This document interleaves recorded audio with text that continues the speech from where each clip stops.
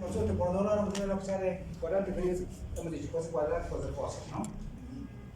Consíguenos digitación, dolor, fiebre, simple, digitación perimetral. ¿Cuál es la respuesta? Eso es lo que he dicho en clase, ¿no? De importancia de la semiología abdominal. Y decía, no, cualquier dolor del flanco izquierdo, un ya como cuadrante izquierdo, es divertible, personas de la tercera edad. O sea, todo lo que se habla acá se pregunta. ¿Ya? No solamente lo que está, a veces se continúa eso, solo preguntaba al principio de lo que enfrentaba y está bien, qué cosas son importantes.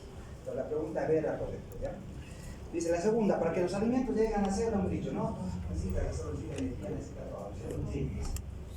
¿Cuál era la respuesta, doctor?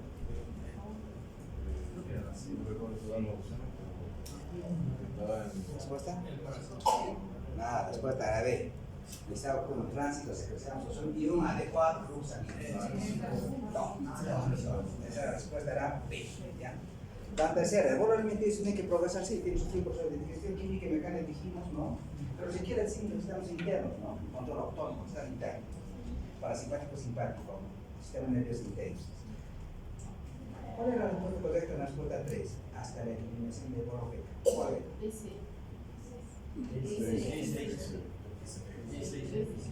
Exacto. B, porque el estímulo parasimpático es excitador, pero también puede ser inhibidor. Entonces, sí, exacto. Pues relaja, libera óxido nítrico, peptidicidad vasoactivo. La respuesta era B y C. La pregunta 4. Dentro del estímulo intrínseco, ya de la función motora autónoma del tubo digestivo, ¿es correcto? ¿Cuál era la respuesta? A, B, C, D, ¿cuál era? ¿Cuál es la respuesta? No recuerdo que...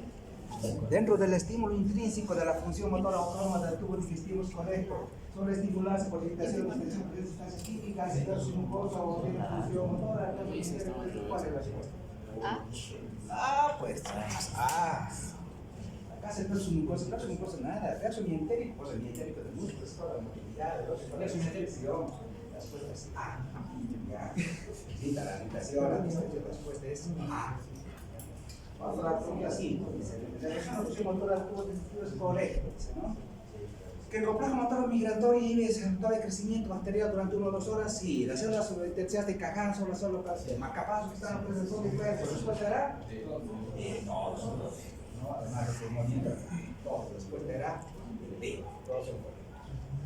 La 6. En relación a la función secretora del tubo digestivo es correcto.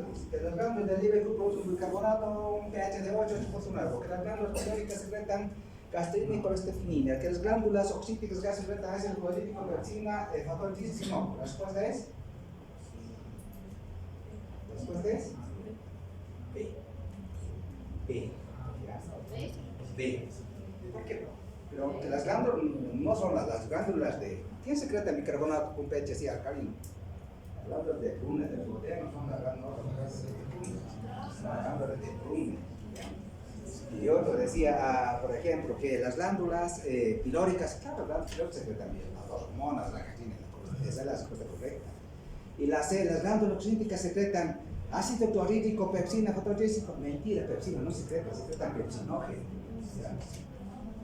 Las preguntas así se van a decir. Vayan donde vayan, a cualquier examen que se presente, así les van a mostrar. Así es que les vamos a preparar para eso. El compromiso es eso, chicos. Vamos a la 7. Dice, la función absortiva del tubo digestivo es correcto. ¿Cuál era la respuesta correcta? Que la superficie total del tubo digestivo es, bueno, el intestino delgado igual a 250 metros cuadrados. Vasos. Acá es el grueso más, solo es intestino delgado, 250. Es grueso, vasos. No, se dice. Cuando ya, los carbohidratos saben como ganas fructosa 80% con grasa nada, pero los glucosa 80% y grasas fructosa 20%. Si un peso de un paciente de 60 kilos de peso tiene una diuresis, esa es la correcta. Le dices, ¿cuánto la diuresis hora? Si sabe, yo sí sabe. Esta mañana necesita el profesor de la profesión, ¿no? Doctor, paciente deshidratado con falla renal, una creatina 1.3. Me tiene que buscar la diuresis. ¿Cuánto es la diuresis, doctor? ¿Cómo va a controlar la diuresis si no sabe, doctor? Solo nada. Voy a buscar indicación, ¿no? Digo, si la diuresis es menor a 35 en un paciente de 70 kilos, 35 cc es menor de una carga de 360 litros. Vamos a ver la diuresis por cuánto es normal. En este caso, después conectará C. Y eso es lo que hemos hecho en clase, Luego me dice, bueno, cuando la relación flujo sanguíneo del tubo digestivo es correcto, ¿qué? ¿Que la situación es plánica, es flujo sanguíneo del tubo digestivo? Sí, eso sí, porque ese es el concepto. ¿Qué es la circulación plánica? Es el flujo sanguíneo de todo el tubo digestivo, incluido el hígado. Ese es el concepto. Dice, cuando existe una alteración del flujo sanguíneo que no soporta acción, se disipa el soportar. Está conformado por el tronco ciliar ramas. Sí, más las tenemos todos son. Vamos a la 9. En relación a los reflejos gastrointestinales, es correcto que los reflejos integrados a la pared controlan el peristaltismo, los reflejos integrados controlan la secreción digestiva. ¿Cuál es la respuesta? Nada, de todos son correctos. Porque no se olviden que los reflejos integrados a la pared controla la motilidad, controla la secreción, después consideran todos. La D. La 10. En relación a los reflejos gastrointestinales es correcto que el reflejo gastrocólico va desde la pared del ganglio simpático, desde la pared a los ganglios simpáticos vertebrales, a los prevertebrales, no a los vertebrales. El reflejo de la defecación va de su pared a los ganglios simpáticos, pero no, mentira, va a la médula arterial. La respuesta correcta era sí, que los reflejos dolorosos van desde la pared a la médula espinal. ¿Quiénes han sacado 10? Los tres promedios, los mejores promedios de esos exámenes parciales los voy a exhibir en los exámenes parciales. Así que estudien. A los tres mejores promedios los voy a exhibir en los exámenes parciales. Entonces, a anotar, porque todo lo que se dice se pregunta.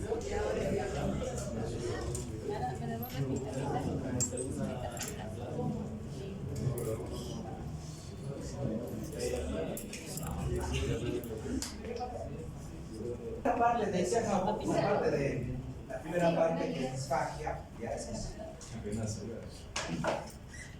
Esto me parece importante porque la práctica es lo primero que vamos a ver, es lo primero. Lo parte que tenemos que analizar también porque eso es la parte del tubo digestivo que la patología tiene relación con los pacientes que van a ver. Disfagia. ¿Qué es disfagia? Discutamos el disfagia, por ejemplo, ¿es síntoma o signo? Entonces acordamos nuestros conceptos de bioquímica.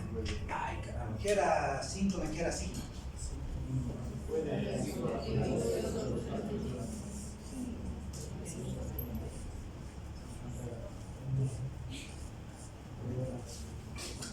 ¿Qué era síntoma?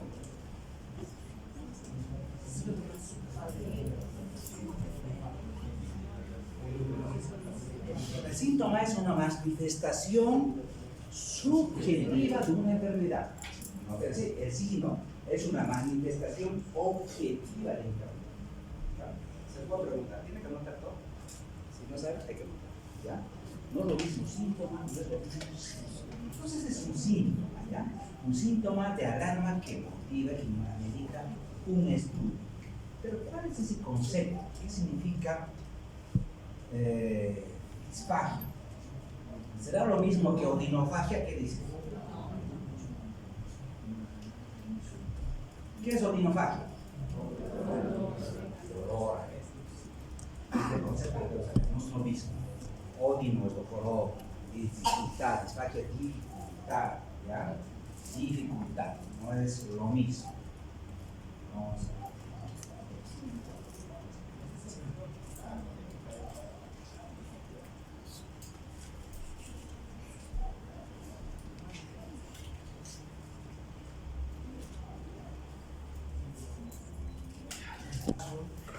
en el tránsito del bolo, ¿no?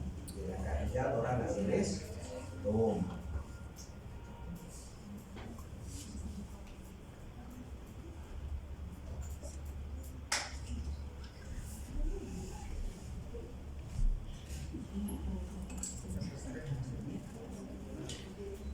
Cuando hablamos de disfagia, vamos a hacer pensar que hay dificultad, hay una dificultad. Le digo al paciente, ¿no? Porque tengo que preguntar, porque es algo que él me va a contestar, porque es una manifestación subjetiva de lo que él está padeciendo.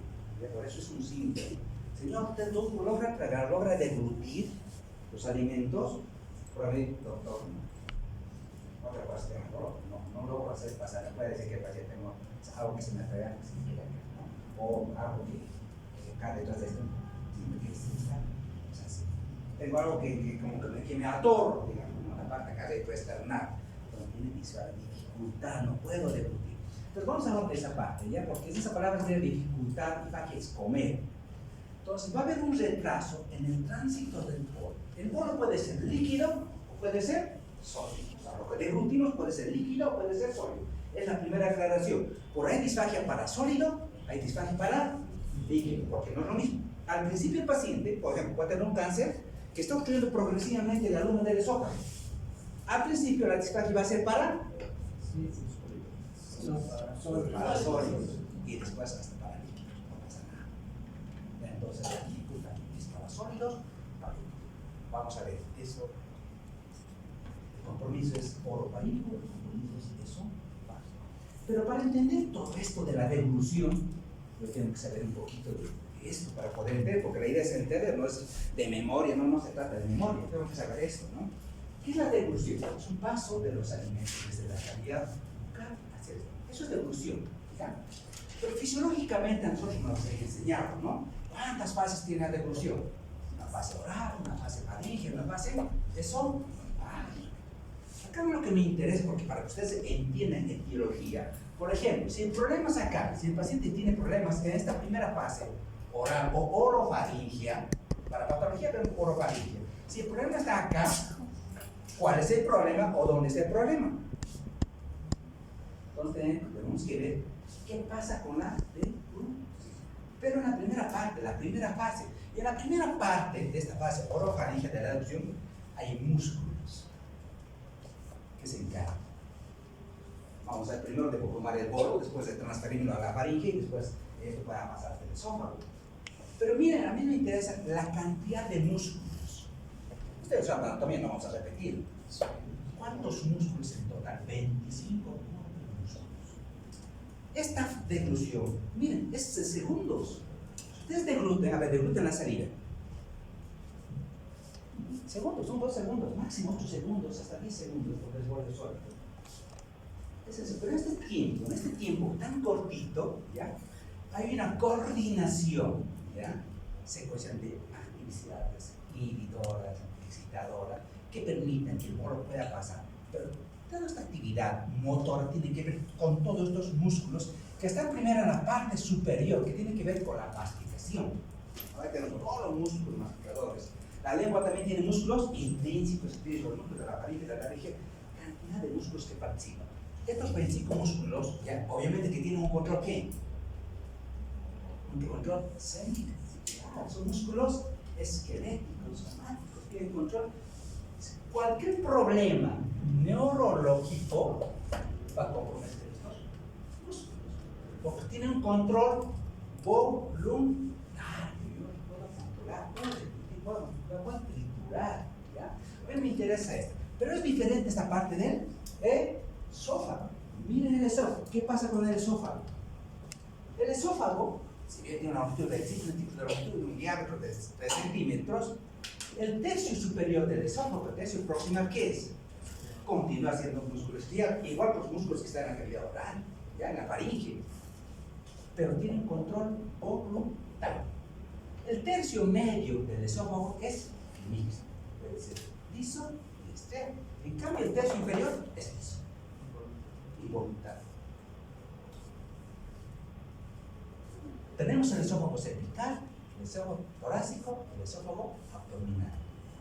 Y este esófago, así dividido anatómicamente, tiene este músculo. Si Si este músculo, mire, ¿qué nervio es acá? Luego el nervio vago es parasimpático. El parasimpático, ¿qué dijimos? Siempre es excitador. De él depende la motilidad, de él depende de la secreción. Y acá comienza su función. Y eso está integrado a otros sistemas. Sistema nervioso y entérico. Entonces, entérico, el cerebro entérico, pero a los dos plexos, al mientérico y al de Auerbach, ¿no? Si yo le hago un corte a este esófago, miren. Cuando le hago un corte transversal, voy a ver las capas, ¿no? Decíamos con ustedes, ¿qué lo diferencia el esófago del resto del tubo digestivo? La mucosa, ¿qué lo diferencia? En relación al resto del tubo digestivo. El epitelio. El epitelio no queratinizado. El resto del tubo digestivo es esa es la primera diferencia. La segunda diferencia en relación al resto del tubo digestivo, ¿cuál es? Es la adventicia. Todo tubo digestivo tiene serosa, pero eso no tiene adventicia. ¿Por qué es importante? ¿Por qué esto? Porque no tiene adventicia cuando hay un sea de esófago, rápidamente hacen metástasis. Entonces, esto es fundamental. Después la estructura muscular es la misma, miren, tiene una capa circular, pero miren, esta capa muscular del esófago, circular interno, está bajo el control del sistema nervioso y entérico de Auer. Depende de la motilidad, ¿ya? Claro, bajo una estimulación intrínseca también del sistema nervioso parasimpático. Si nosotros, por ejemplo, hacemos la vagotomía, ¿qué pasará con ese músculo esófago? Claro, sigue deglutiendo. No es que la degluten, si bien nosotros hacemos una vagotomía, esa parte, le quitamos el control central voluntario, ¿ya? Por compromiso del tronco, del núcleo, o sea, del vago, ya por cualquier problema neurológico, la deglución persiste. ¿Qué es eso? En los días, a la semana, ya quiero hacer cualquier paciente porque tiene un control muscular, un pericartismo que depende de ese plexo epitelio. Pero este epitelio, miren, este epitelio, así con esta estructura de la pared mucosa muscular y serosa, tiene receptores, hemos indicado. Miren, de este cuadro, esto me interesa. ¿Ya? Todo esto es lo mismo. Que las glándulas esofágicas, ¿ya? Porque tiene glándulas, glándulas esofágicas, ¿qué secretan? Moco, bicarbonato.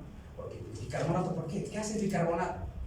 Neutraliza el ácido del estómago. Siempre se fluye del fluido, lo va a neutralizar. Gracias a eso, siempre está íntegro la pared del esófago. Pero además, tiene un factor de crecimiento epidérmico que lo va renovando cada 107 días, la mucosa se va a renovar. Se va a renovar. ¿Ya? De ahí le importa. Después lo mismo, ya lo explicar. Miren, esta parte nerviosa me interesa. ¿Qué les parece esta parte nerviosa? ¿Qué dice? Esto tienen que entender. Esto es el circuito interno, intrínseco de la pared. Esto controla la motilidad, la secreción, la absorción, el flujo sanguíneo local. Esto controla. Este control. No se olviden que a nivel de la mucosa que tenemos, receptores. Los mecanorreceptores que se estimulan por la distensión y los quimiorreceptores que se estimulan por el ácido. Por ejemplo, si el ácido refluye, ¿qué pasa con estas neuronas? Se estimulan, ¿sabes? No se olviden que el esófago hace clínicas esofágicas, hace limpieza del esófago. Pero si fluye ácido, estas motoras, estas neuronas sensitivas, o sea, ese estímulo, los estómagos sensitivos se estimulan y estas neuronas sensitivas llevan la información ¿dónde? Al plexo mientérico. Y el plexo mientérico tiene interneuronas que van a hacer conexión con una neurona motora. Y esta neurona motora, ¿dónde va a actuar? Sobre el músculo. ¿Y qué va a hacer? Peristalsis. Por lo tanto, va a afectar ese líquido que hace fluido, ¿no te ves? Eso está de fibras esofágicas. ¿Veis la inervación? Pues esta inervación intrínseca controla todo, ya todo funcionamiento muscular, motor, de secreción, de flujo sanguíneo de la mucosa, ¿no? Pero vamos ahora a lo que nos interesa. Solamente has recordado que ya ustedes saben, ¿no? De la parte de fisiología y de la anatomía. Para yo entender disfagia tengo que ver esto. Esto es importante. ¿Ya? Lo decimos, por ejemplo, lo vamos a dividir para entender esto, las tres fases en dos fases. ¿Ya? Una fase orofaringea y una fase esofágica. El problema está en la fase orofaringea o el problema de la disfagia está en la fase esofágica. Pero tengo que entender cómo funciona normalmente. Miren, la fase orofaringea es voluntaria porque tiene control, son músculos que están bajo control voluntario del sistema nervioso central, pero solamente lo que hace es transferir el bolo desde la cavidad oral hasta el esfínter esofágico superior. ¿Ya?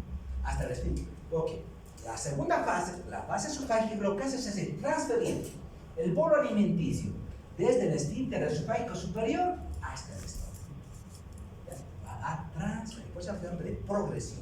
Pero esto es involuntario. Esto es involuntario. Pero miren, esta fase de transferencia, ¿cuánto dura? 1 o 2 segundos. Y la fase voluntaria dura 8 o 5 segundos. En total, 10 segundos. Miren, es en segundos. Si yo degluto, ¿no? Vamos a ver un ejercicio. Cuando nosotros empezamos a deglutir, ustedes tratan de deglutir la saliva. ¿Qué pasa con la deglución? ¿Qué pasa con la lengua? La lengua es la que desplaza, ¿no?, hacia arriba y hacia atrás el bolo alimenticio. La lengua, la función motora de la lengua va a empujar hacia atrás, ¿ya? Esta fase. Pero miren, esta primera fase forma el bolo alimenticio, ¿no? Con la trituración, los músculos, los dientes, la saliva, forma el bolo alimenticio. Entonces yo tengo que transferir, por eso solamente va a transferir el bolo hasta la faringe, hasta el esfínter esofágico superior. Claro, esta parte tiene un control, hemos dicho, somático, voluntario, ¿ya? ¿Por qué es importante esto? El problema de mi paciente puede estar acá o puede estar acá. Si el problema está acá, yo voy a pensar en problemas de origen central, sistema nervioso central, periférico muscular y no. El problema es más muscular, degenerativo. Por eso los pacientes viejitos tienen salivación, se arrollaron, no pueden deglutir. ¿Por qué? Porque a veces tienen tiene un problema de origen central. El problema está acá arriba. ¿Ya? Lo que nosotros vamos a tratar de estudiar más es el problema de abajo. Vamos a estudiar esta parte para poder entender. Bueno, entonces, comenzó la fase orofaringea. ¿Cuál es lo complejo? ¿Dónde está lo complejo de acá? No se olviden que estos 1 o 2 segundos, ¿qué va a pasar? ¿Qué pasa con la transferencia del bolo? 4 cosas simultáneamente, ¿no? Miren, si ustedes degluten, ¿qué pasa cuando nosotros deglutimos? Si bien la lengua se va a la parte posterior, hacia atrás, la tráquea y la lengua sube hacia arriba. Sube hacia arriba. ¿Qué pasa? ¿Por qué sube? Porque primero yo quiero que cerrar las cuanas para que no haya reflujo. Tengo que cerrar la nasofaringe porque el alimento más refluye hacia la nariz, ¿no? Tengo que cerrar la nasofaringe para dar, cuando sube, cierra la nasofaringe, pero al mismo tiempo, ¿qué pasa? Tengo que cerrar yo. Este movimiento de suspensión de la tráquea hacia arriba cierra el epiglotis, por lo tanto el alimento no va a progresar, va a cerrar la epiglotis y el alimento va a pasar directamente a la vía digestiva. Pero al mismo tiempo se abre el esfínter esofágico superior. Y por segundo nosotros detenemos las respiraciones. En segunditos se detiene la respiración. Cierro la nasofaringe, voy a cerrar la laringe y voy a abrir el esfínter esofágico superior. Y a partir de ahí comienza el peristaltismo en la parte superior y se continúa con la fase esofágica, por la parte muscular. Pues así funciona la reproducción, así funciona la reproducción también. La cosa es que el alimento llegue, pero miren, llega en segundo. Entonces, los músculos esqueléticos tienen un control voluntario. Llame el núcleo del músculo liso. Ese sí es involuntario, además de tener un flexo. Y una vez que llega de eso, ¿qué pasa? Ahí empieza el peristaltismo, eso, el primario y el segundo. Cuando el bolo es líquido, probablemente no necesitemos de un peristaltismo secundario, porque por gravedad el bolo líquido va a pasar, ¿no? Pero cuando el alimento, el bolo es sólido, yo necesito de un plexo del peristaltismo secundario. ¿Cómo pasa? Hemos dicho que en la mucosa hay mecanos receptores. La presencia del bolo acá va a estimular los mecanos receptores y este estímulo inmediatamente me activa mi sistema nervioso mientérico y comienza el peristaltismo. Y una vez que el alimento va progresando, el esfínter esofágico inferior se va relajando, se va a la fase de relajación rezal, se activa el esfínter esofágico inferior. No se olviden que el esfínter esofágico está relajado, mantiene una contracción tónica. La presión con la que se contrae, ¿cuánto es? De 10 a 30 milímetros de mercurio. La fuerza de cierre del esfínter es una válvula, normalmente está cerrado, pero este se relaja. Decíamos que el parasimpático hacía, contraía y se relajaba el esfínter esofágico inferior, casi se que liberaba óxido nítrico, o relaja, el alimento ingresa. Porque yo parasimpático mi función digestiva, quiero que ese alimento llegue. Lo voy a mover y voy a sacar el alimento. Tiene que progresar mi alimento, ¿no? Para seguir siendo digerido. Bueno, pero en general, esta actividad motora, chicos, requiere fuerza. No es que hay una fuerza de contracción del músculo esofágico. Y eso vamos a ver cuáles son los trastornos motores que hacen que este bolo no progrese. Los trastornos motores que dificultan la progresión del bolo. Miren, la fuerza de contracción en la parte superior del esfínter es de 10 a 100 milímetros. En la parte de 30 a 180 milímetros. Todo ese fuerza de contracción. Pues esta fuerza de contracción, obviamente, en milímetros de mercurio. Vamos a hablar de la manometría. Vamos a hablar de la manometría. Bueno, así es como sucede. Vamos a lo que nos interesa. Bueno, entonces ahora ya sabiendo eso sin introducción, voy a fácilmente entender toda la patología, ¿no? Esta enfermedad, su prevalencia es poquita, de 3 a 9%, es frecuente en personas mayores de 50 años. Sí, es frecuente en personas de 50 años. Y especialmente en el sexo femenino. Y algo que siempre les pregunto en la práctica, les digo a los chicos, si mi paciente, si una mujer de sexo femenino, 30, 40, 50 años, 60 años, entra a la consulta, lo primero que yo debo revisar es tiroides. Lo primero. ¿Ya? No sé por la intervención que tiene que estar agarrando la tiroides durante los embarazos. Hay harta patología de tiroides, sean nódulos. Imagínense un oso nodular, me vayan a comprometer, claro, el esófago. Pero yo debo revisar. Es decir, nomás un paciente me lo ha mandado de la consulta a un centro de primer nivel, me dice, doctor, consulta, como disfagia, ¿no? Disfagia y paragastroenterología. Viene la señora y le pregunta, señora, ¿qué molestia tiene? Doctor, tengo dolor. Ah, no es dificultad, es dolor. Le pregunto, no, señora, ¿dónde le duele? ¿Qué tenía? Tiroiditis, que era ahí. La inflamación de tiroides, desarrollo de tiroidea, tenía un hipotiroidismo subclínico, pero el problema era la tiroides, no era la dificultad, pero mandan como disfagia. Mala interpretación de conceptos. Dije, miren, como concepto, fíjate bien, mala conducta de profesional. No es lo mismo dolor, que tenía dolor, y la paciente te decía, no ponga dolor, indíqueme acá, no, todo. Cuando de volumen doloroso, ahí está una tiroides, ¿no? Ya, examinen tiroides, siempre. Es como una emergencia. Viene una emergencia paciente con dolor abdominal, mujer de sexo femenino, ¿no? Con dolor abdominal, cuadro agudo, en edad reproductiva, ¿qué le voy a preguntar? Fecha de su última menstruación. Yo qué pensar, inclusive le voy a hacer, aunque me diga, sí, doctor, inclusive muchas veces ha pasado la emergencia, ¿no? Tengo que hacer fracción bien, sí, tengo que hacer. ¿Cuántas veces se ha negado el embarazo? Cuando era un abdomen agudo ginecológico, ¿no? Pero yo tengo que hacer, siempre imagino, ¿cuántas veces han mentido? Las jovencitas, ¿no? No, mentira, delante de la mamá. Cuando hacemos ecografía, hay un hemoperitoneo. Hacemos una fotosíntesis, hacemos un foto de saco, sangre. Nada. Fracción beta positivo, nada, quirófano, ¿no? Entonces hay cosas que no podemos obviar, hay cosas que tenemos que hacer. Y en esta parte de disfagia, chicos, siempre acostúmbrense a enseñar tiroides. Una cosa que decíamos en la práctica con los compañeros, frecuencia cardíaca en reposo, taquicardia en reposo es igual a hipertiroidismo. Bradicardia en reposo igual a hipotiroidismo. Vamos a entrar mucho diagnóstico, ¿no? El de fondo ya hecho, el blanquecido, gaseoso ya hecho.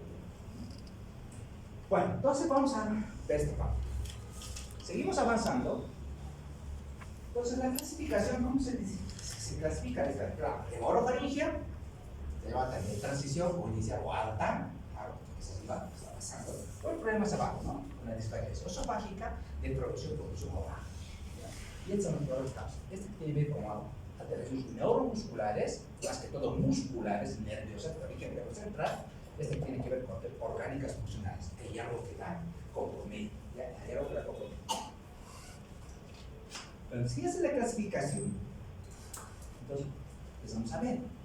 Si mi paciente tiene dificultad, ¿cuáles son las principales causas, por ejemplo, que tienen que ver con la disfagia orofaringe? Ahora es fácil, ¿verdad? Se hace cómo funciona, se hace quién controla. El principal problema tiene que ver con compromiso del sistema nervioso central. Secuelas de ACE, tumores, ¿qué decir, no? Origen central, neoplasias, Parkinson, esclerosis, o raras veces hay sistema nervioso periférico, una polimielitis, una miastenia gravis, una polimiositis, raras veces, pero la principal causa de disfagia orofaringe, chicos, tiene que ver con compromiso, tiene que ver con los accidentes cerebrovasculares, secuelados, ¿no? Pero puede haber alteraciones estructurales, sí, ¿ya? De todas estas, ¿cuál es la más frecuente? Digamos, los divertículos de Seeger. Y en la mujer también los óseos, pero el divertículo. Vamos a ver, por ejemplo, después de otras causas, ¿no? A mí me interesa lo más importante. Seeger, óseo de las mujeres, ojo, sistema nervioso central. Esos son los. No vamos a abundar mucho en esto, porque esto lo manejan mucho los otorrinos, ¿no? La parte superior lo manejan ellos. Pero miren, el paciente a veces viene con esto, con este famoso divertículo de Seeger. El divertículo siempre se lo preguntan en examen, ¿no? Siempre dicen, es un falso divertículo, sí, porque solo tienen su mucosa. Pero ¿dónde está? En el triángulo, en el área de aquí, ahí el doctor. ¿Dónde está ese triángulo? Entre el músculo constrictor inferior de la laringe y el cricofaríngeo. Ahí es una zona débil, donde es protrusiva esta parte de la mucosa del esófago. Entonces, estos mucosos son mucosos. Esto es el divertículo de Seeger. Entonces, para hacer esto, ¿y el paciente qué tiene? El paciente va a tener disfagia, regurgita, pero principalmente tiene halitosis. Muchos pacientes viejitos dicen, doctor, tengo mal aliento. Dije, pero tengo que pensar en el divertículo de Seeger. Tengo que saber que puede ser una probable causa, ¿no? Puede tener obviamente caries y otras cosas que son muy frecuentes. Pero una cosa que yo debo pensar siempre es un divertículo de Seeger. Si mi paciente tiene adulto mayor con disfagia y halitosis en este divertículo de Seeger. Otra causa que también puede ser que está obstruyendo la parte del tránsito, la parte superior, tiene que ver con el síndrome de Kluber-Bucy. Esto ya es raro, ¿no? No se ve mucho, ¿no? Mujer adulta con anemia, ferropenia y glositis, a veces con unas pseudomembranitas que dificultan el tránsito acá en la parte superior. Pero ya no se ve con mucha frecuencia. Pero esto es lo más frecuente. Este es el flujograma, por ejemplo, de cómo manejan los otorrinos estos pacientes. Tiene que ver con la disfagia orofaringe. Se hace el examen con todo el paciente, la historia clínica, el examen físico, hay que ver si es un problema motor, oral y la prueba de digesta, ¿no? Hace una evaluación instrumental. Lo más importante para ver trastornos de la devolución, hace una videodevolución. Ya con el fluoroscopio va a ver cómo produce devolución normal. O si no, va a hacer la nasolaricoscopia.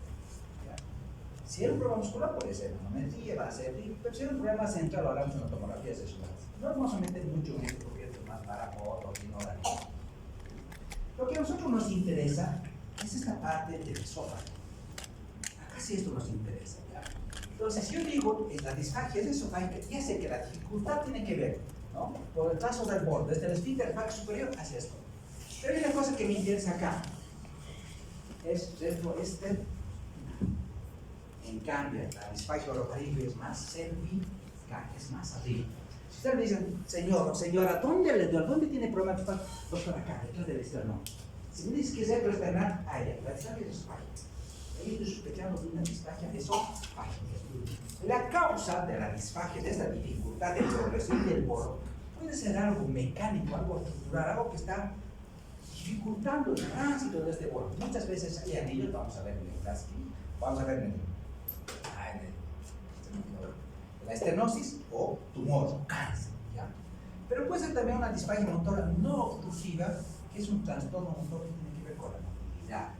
Cuando no hay una causa orgánica motora, la disfagia es funcional. Entonces, en todos los exámenes, si no encontramos la causa, la disfagia es funcional. Y vamos a ver las causas. Y cuando la disfagia es estructural, puede ser intrínseca, algo dentro del esófago está obstruyendo el tránsito normal del bolo.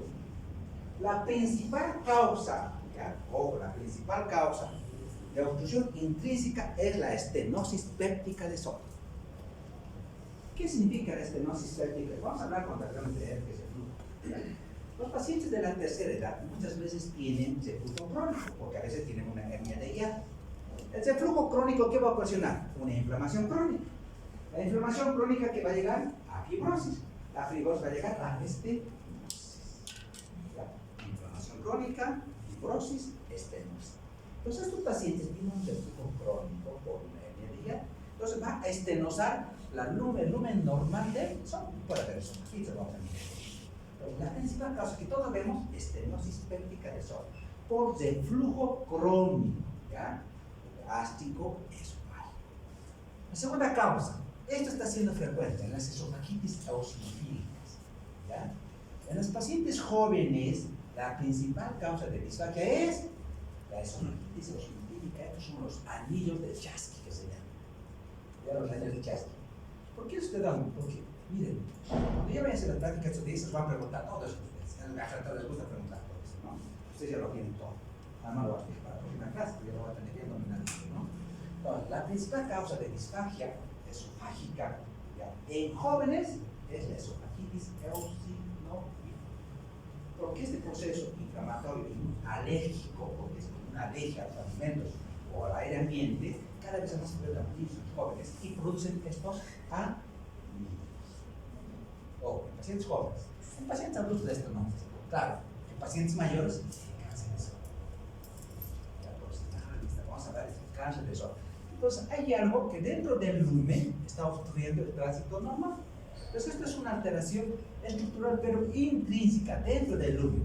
Pero puede haber causas extrínsecas que le estén comprimiendo al esófago.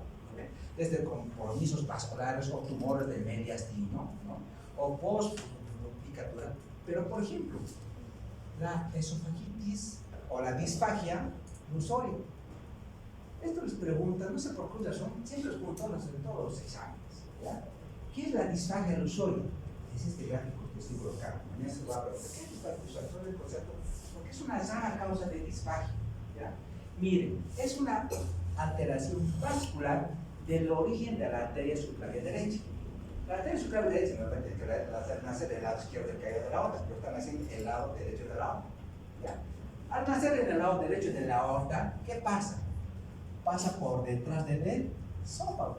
Esta arteria, la arteria subclavia derecha, por detrás, quiere pasar por atrás, no está comprimiendo el esófago. Eso se llama disfagia lusoria, es una alteración vascular congénita del origen de la arteria subclavia derecha. Nada más. ¿Ya? Porque esto les van a preguntar, ¿pero qué disfagia lusoria? ¿Qué sabes que tú estás? Ya sabes. Sí, solamente están haciendo y comprimen por detrás del esófago. Y vamos a hablar cuando hablemos de otra causa, por ejemplo, de disfagitis, es la hernia de hiato. Vamos a ver tipo 1, tipo 2, tipo 3, que también pueden comprometer a ocasionar el disfagia. Lo vamos a ver en su momento. Bueno, después vamos a ver esto de las enfermedades que tienen que ver con la cosa. Claro, todo tiene con reflujo, con infección, enfermedades infecciosas. Pero más que todo, por ejemplo, lo que veíamos antes, puede ser, Chapara todos venían con ingestión por cáusticos. ¿No? Nada más de la bacteria que se dice por cáusticos, claro, después puede ser inflamación, igual estenosis, o estenosis del estómago, o estenosis del esófago, todo estenosado, ¿no? La esofagitis cáustica era la causa frecuente, ahora no vemos, raras veces vemos, creo que ya hay una mejor conciencia, ¿no? Pacientes que están con radio, quimioterapia, pueden hacer un proceso inflamatorio, estenosis, otra de eso. por píldora de alivio. Las afectaciones son que hemos dicho los aminoácidos, ¿no? Las infecciosas no obstruyendo el inflamado ocasionando dolor, pero la alergia con sus complicaciones sí. No sé. La disfagia, hemos dicho, puede ser estructural, todas las causas que nos indican, pero puede ser también motor. Que hay un problema motor que no está siendo por pureza. ¿Cuáles son? Por ejemplo, lo primero que vamos a ver en nuestro medio es la calasia. Pero la calasia es secundaria a Chagas. Nosotros tratamos de la Chagas. ¿El Chagas qué hace? ¿Qué creen que hace el Chagas? Por todos los días tenemos Chagas, ¿no? Compromiso de Chagas. Tenemos un Chagas digestivo, un Chagas cardíaco, ¿no? El compromiso cardíaco. Del 100% de los pacientes con Chagas, ¿qué porcentaje desencadena complicaciones? ¿O todos hacen complicaciones?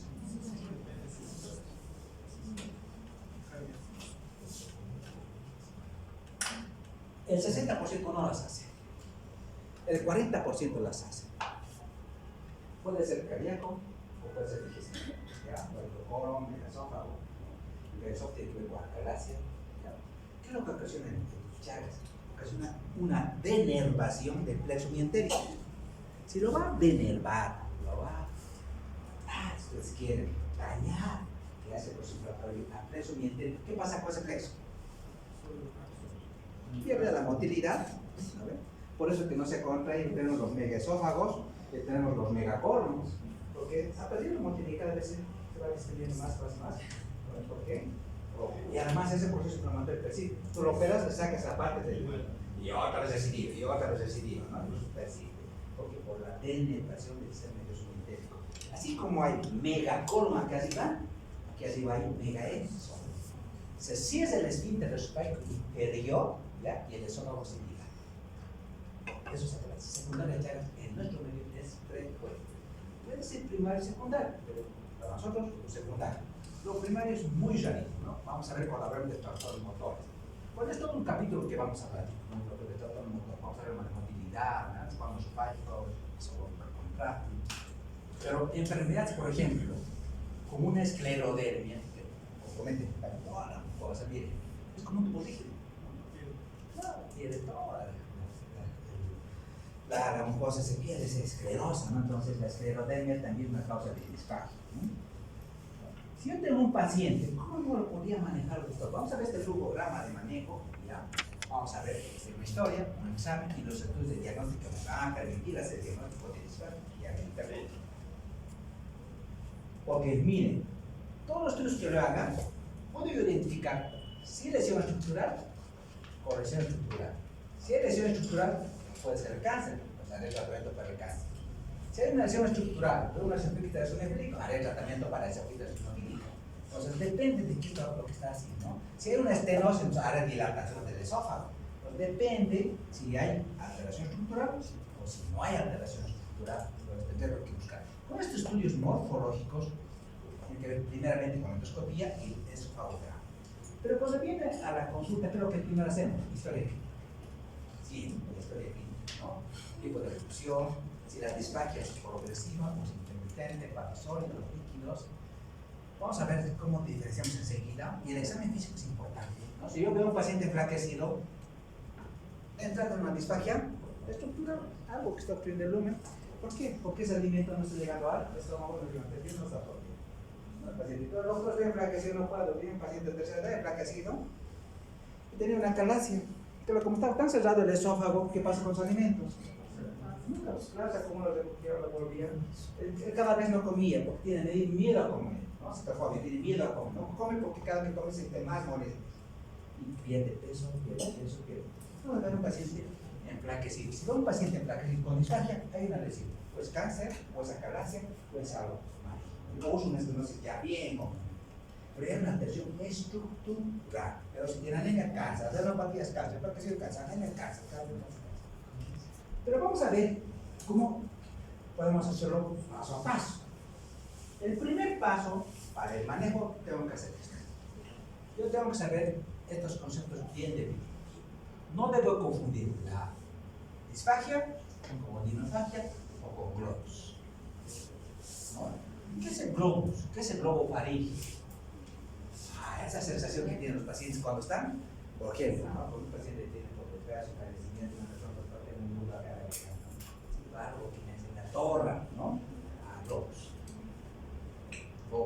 ahí, ¿ya? Tiene que ver con estados de ansiedad, depresión. Estos pacientes más bien mejoran con los líquidos. Tú darás un vasito de agua, por favor, al señor, y mejora, su síntoma mejora con los líquidos. En cambio, los otros no, se empeoran con los líquidos cuando son. Pero definan, no pueden confundir ustedes disfagia con antifagia o con cloro, es diferente. Los conceptos los tienen que practicar muy bien. El segundo paso que yo debo hacer es, la disfagia de mi paciente es proximal o es distal, o es de inicio o es tardío, ¿no? Entonces, ¿qué síntomas? Por ejemplo, si el paciente tiene una disfagia alta, orofaringia, clínicamente, ¿qué podría tener mi paciente? Dificultad para la masticación, escape de comida, tiene celos, escapa la comida, se regurgita inmediatamente, se aspira, tiene tos. Estos síntomas me están orientando que mi paciente tiene una disfagia orofaringia. Pero si mi paciente me dice, no, doctor, además, tengo esta dificultad, es retroestenar acá, y además tengo pirosis, ¿no? Reflujo, ¿no? Tengo regurgitación, tengo dolor, el problema es esofágico. Si ha perdido su peso, es esofágico. Entonces, estos síntomas van a ayudar a diferenciar, ¿es proximal o es distal? ¿Es proximal o es distal? El tercer paso que yo debo hacer, ¿ya? Es esto. Caracterizar si esto es obstructivo, mecánico o es funcional, ¿verdad? Si es obstructivo mecánico, generalmente cuando es obstructivo por una causa mecánica, está obstruyendo la progresión normal del bolo, esto es progresivo. ¿Ya? En cambio, si es funcional o motora de motilidad, esto es intermitente. Poco a poco se me va cesando la progresión y al tiempo no puedo hacer pasar ni líquidos ni sólidos. Por eso es progresivo. Disfagia principalmente primero para sólidos, luego para líquidos. Y esto repercute en el estado general porque mi paciente pierde peso. Por lo tanto digo, esto es mecánico, esto es obstructivo.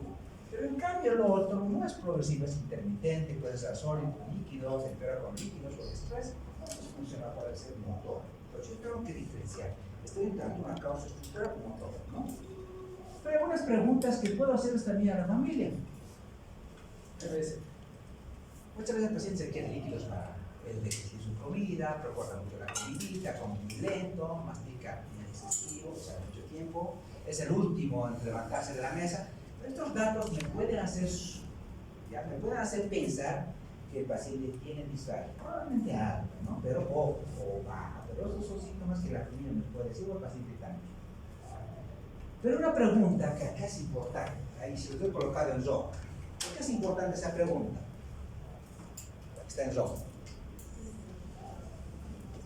Si algo de esta clase se van a ir sabiendo algo, es esa primera. Lo primero que yo pregunto a mis pacientes cuando llegan a la consulta, señor, ¿cómo puedo saber, por ejemplo, que tengo una tolerancia oral normal o anormal?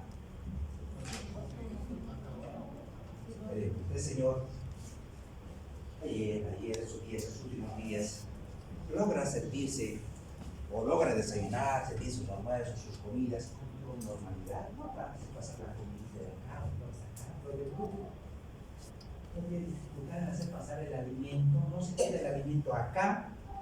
No, doctor, me dice. Listo. ¿Qué he hecho con eso? He descartado patología de esófago. No hay nada de eso. Si me dice después, no, doctor, pero no, acá llega, se me hincha, ¿no? Se me hincha, me llena mucho, ¿no?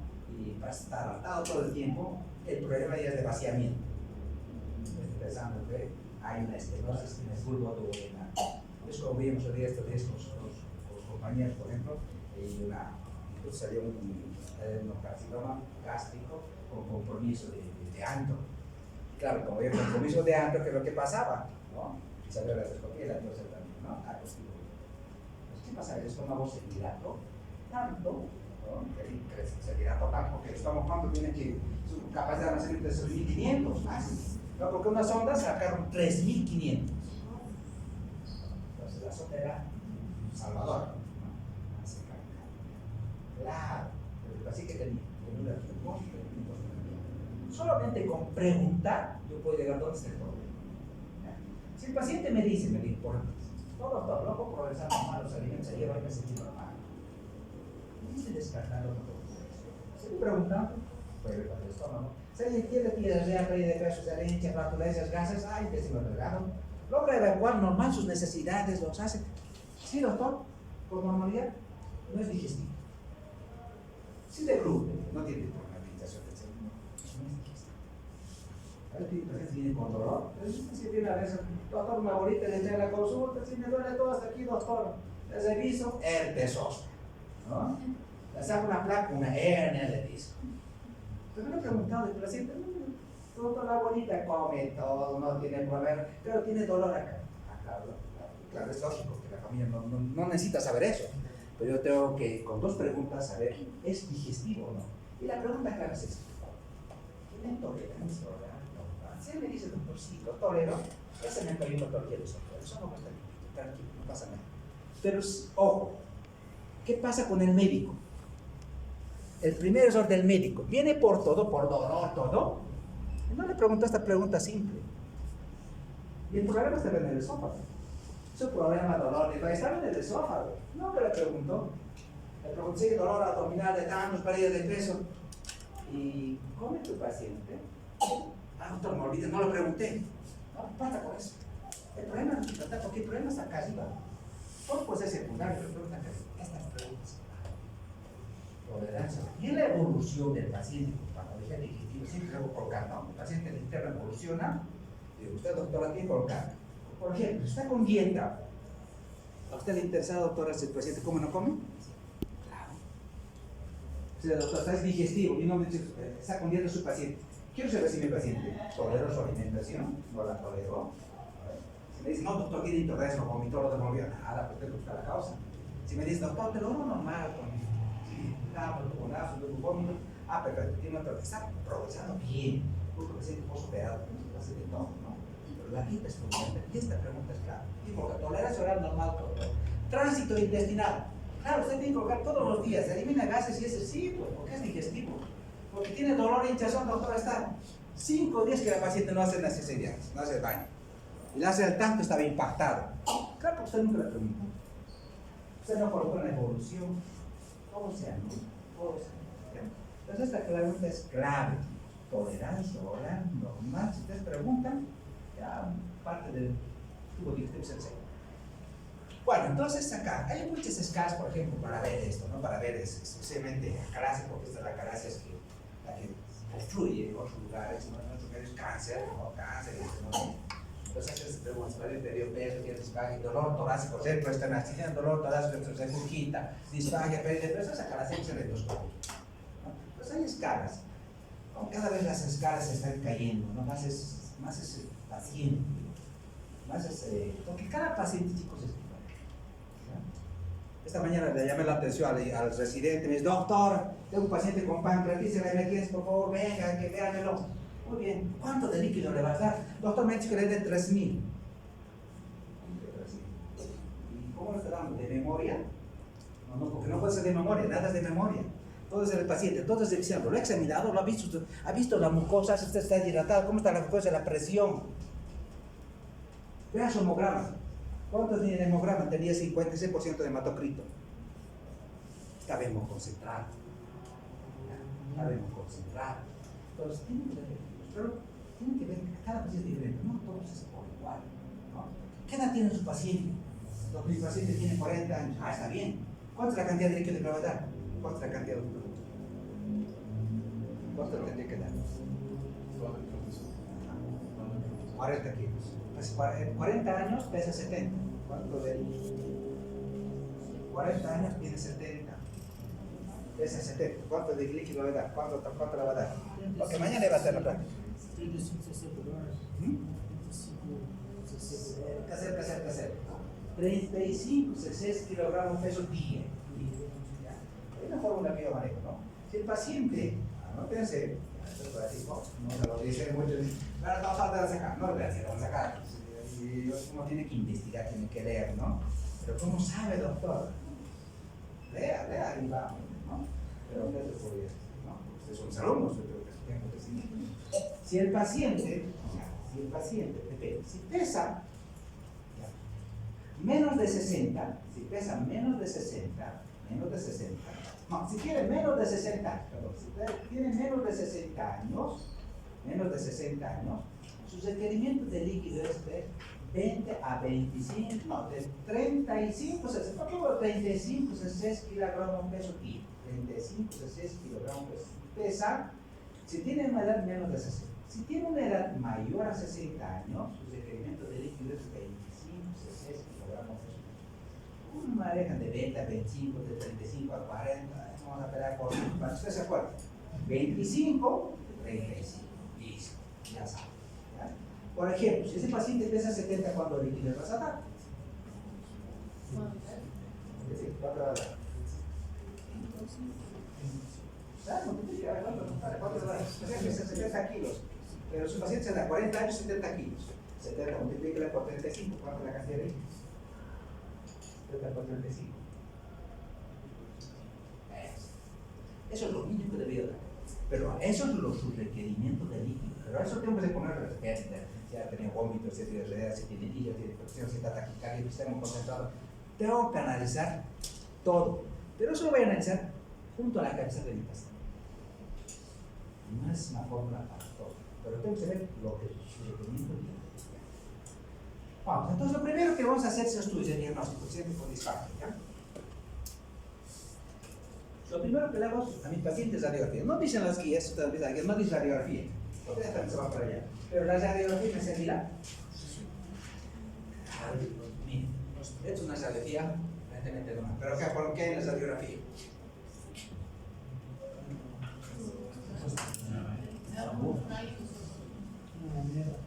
Cuerpo extraño. Cuerpo extraño, paciente, ¿no? Es paciente pobrecito, ¿no? 13 años que se escribió cuerpo extraño. Pero yo quiero que veas esta disposición. Miren, este diafragma siempre está más arriba que este otro. Es la primera imagen fotográfica que tienen que tomar. ¿Ya? Yo les digo a todos los chicos en práctica, pero los chicos no todos les van a decir eso. Lamentablemente, les he dicho, una de las cosas porque vengo atrás para traer lo que hago allá aquí. En su práctica ustedes van a ver que no se lo van a decir. Lamentablemente nosotros van a tener la suerte de hacer práctica en el gastro o en el instituto, donde vemos harto paciente, ¿no? Va a ser otro, pero no lo ven, lamentablemente. Miren esto. Cuando yo veo una diafragma acá, esto es normal. Si mi diafragma está subido arriba, hay un problema abdominal. ¿Y si hay un diafragma? ¿Por qué? Porque algo lo está propulsando. A veces como este diafragma que vimos, ¿no? El primero estaba aquí arriba. Claro, porque el estómago estaba tan dilatado que lo propulsó hacia arriba de mi diafragma izquierdo. Entonces el problema era el estómago, pero puede ser también colon. Esta mañana vimos una paraquita con un intestino grueso, pero una hernia de hiato tipo 4 con un intestino grueso acá, le han operado. Claro, un accidente, como era hecho una hernia de hiato postraumática, había intestino grueso. Pero la placa es fundamental, hay que ver la placa, se ve la placa. Esta imagen es importante que la pueda ver por otros. Pero una placa simple, por ejemplo, que tienes acá, esto es la grasa. Si yo veo esto, voy a ver, claro, que tengo un mediastino ensanchado, esto es un megaesófago. Este es el corazón, hasta acá es el corazón. Claro, el paciente tiene razón, pues si es Chagas, tiene cardiomegalia. Pero si tiene cardiomegalia, puede también aclarar, por segundo de Chagas. Entonces tiene cardiomegalia, tiene megaesófago. Las dos cosas. Pero una placa me sirve, ¿no? Es un paciente, por ejemplo, que tiene un bolso, tiene una mujer con bolso muy nodular. O sea, una mujer siempre tiene que pensar en un bolso. ¿La placa siempre me va a ayudar? Sí. Pero otro estudio que hacemos, por ejemplo, es el esófago parentado o el esófago contrastado. Antes no se hacía, pero ahora se hace, hay que hacerlo, ¿no? Algunos dicen, no, antes no les podía hacer el esófago contrastado. Por alguna estenosis, aquí me grado que no la longitud de la estenosis, es importante el esófago contrastado.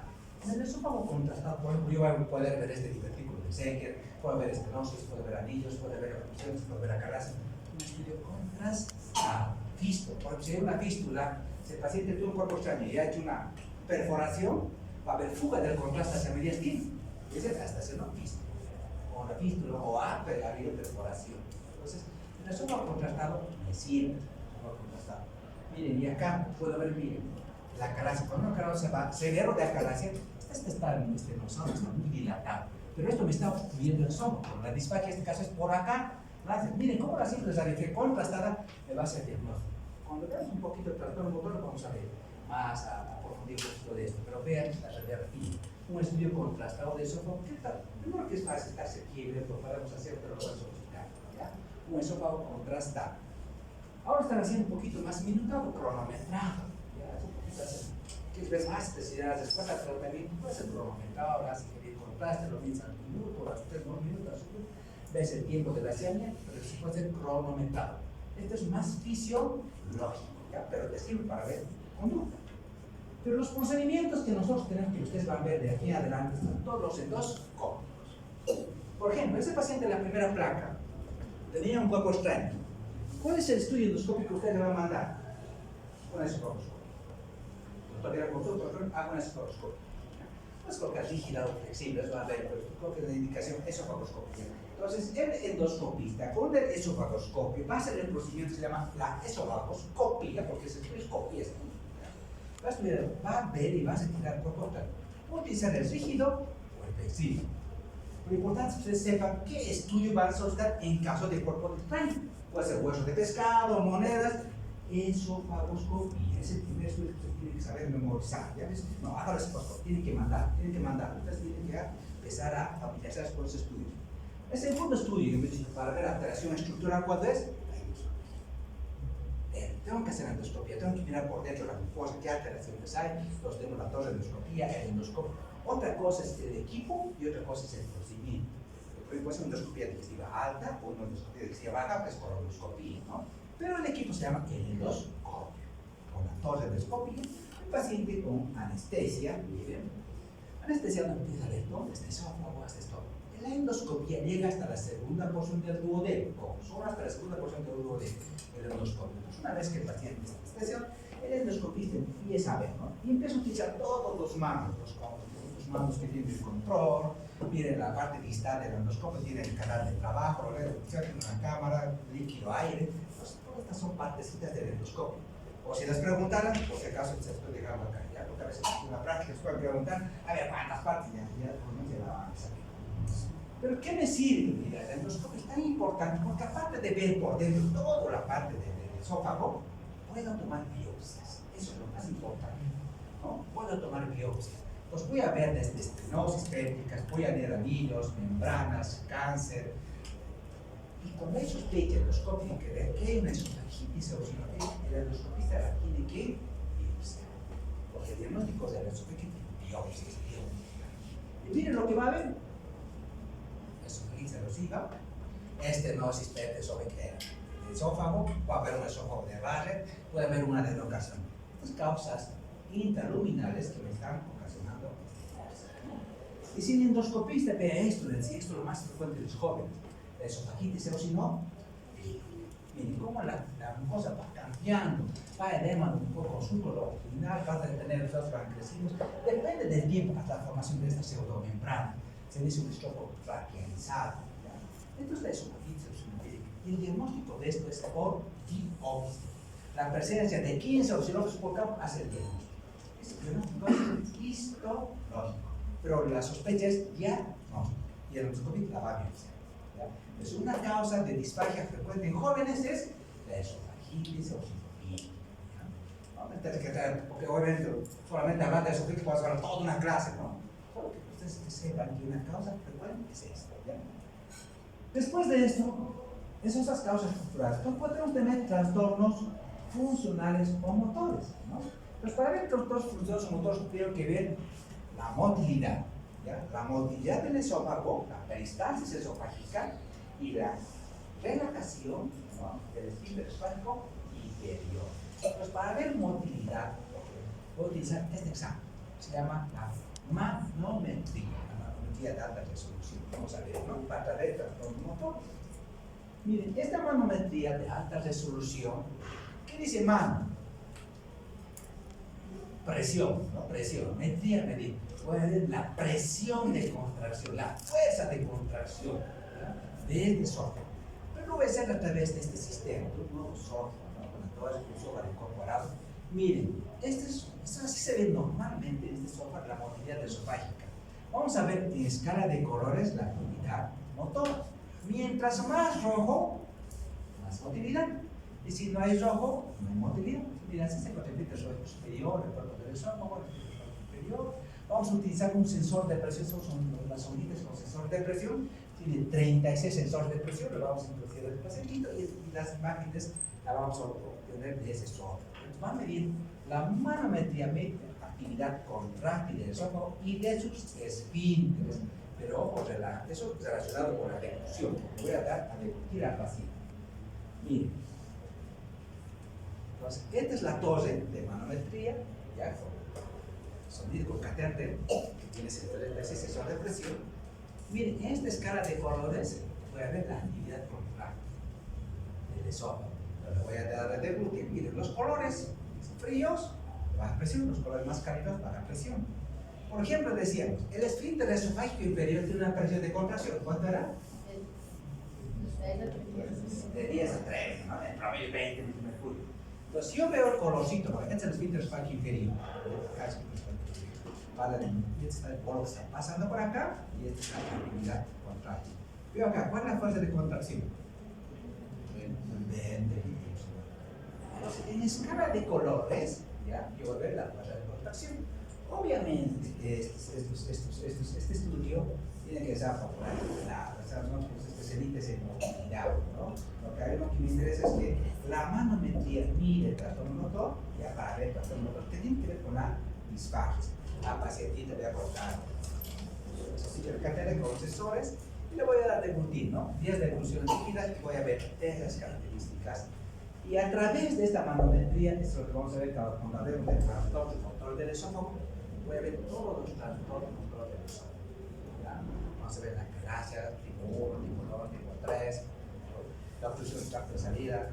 Miren, cuando no hay contracción, hay contracción ausente, espasmo esofágico distal, es solamente la parte distal, o puede haber un esófago hipercontráctil, que está como el esófago de taladrador, se llama también, o puede haber una motilidad esofágica inefectiva, que no cumple una función, o puede haber una peristalsis fragmental. O sea, todos estos trastornos de la motilidad lo voy a poder medir a través de la manometría de alta resolución. Basta, no necesitan saber ustedes, nosotros. El último estudio que está saliendo es el endofil. Colocamos sondas, esta sondita dentro del lumen, mide el endofil la distensibilidad del esófago, de la unión gastroesofágica. Cuando una función de tracto de salida caraciana mide distensibilidad, de igual la actividad motora, pero del esfínter esofágico inferior, el endofil. Solo más. Y la disfagia funcional. Como todos los trastornos que he dicho, no hay nada morfológico funcional, la disfagia es funcional. Listo, chicos. Sí, sí.